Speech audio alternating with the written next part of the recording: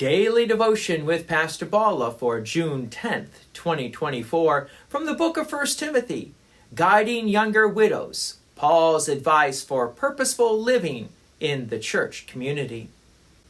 Previously, we heard Paul caution Timothy against enrolling younger widows in the church's care program due to concerns about their eventual desire to remarry. Paul emphasizes the potential conflict between their initial commitment to remain single for dedicated service to the church and their natural inclinations toward marriage.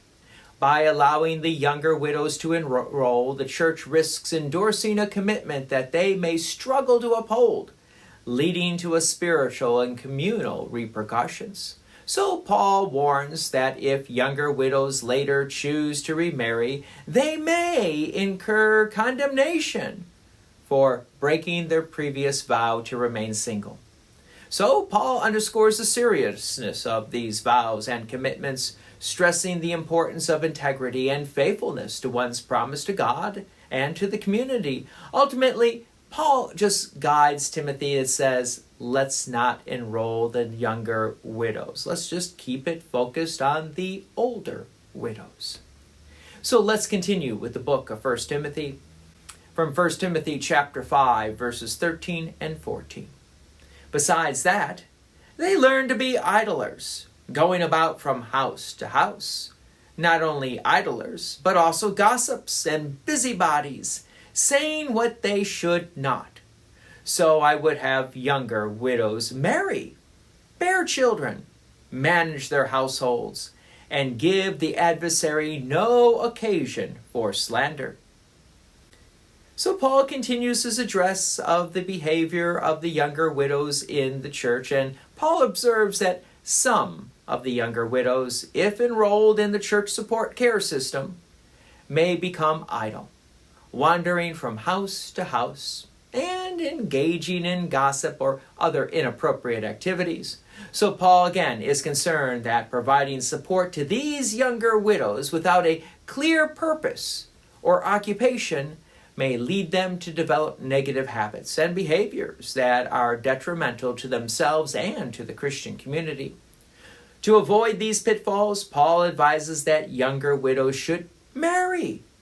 If they're able to, bear children, manage their households, lead productive lives. By encouraging them to marry and focus on family responsibilities, Paul aims to provide them with a constructive outlet for their energies and to prevent them from becoming idle and engaging in gossip. Additionally, by fulfilling traditional roles such as wives, mothers, and household managers, younger widows can contribute positively to society and avoid giving the adversary, that is Satan, likely critics to slander the Christian faith.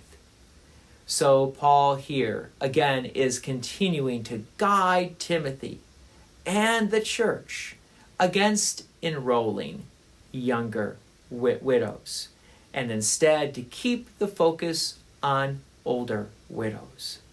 So Paul recognizes that there are potential dangers of idleness and gossip and offers practical advice like getting married, managing households, promoting family life.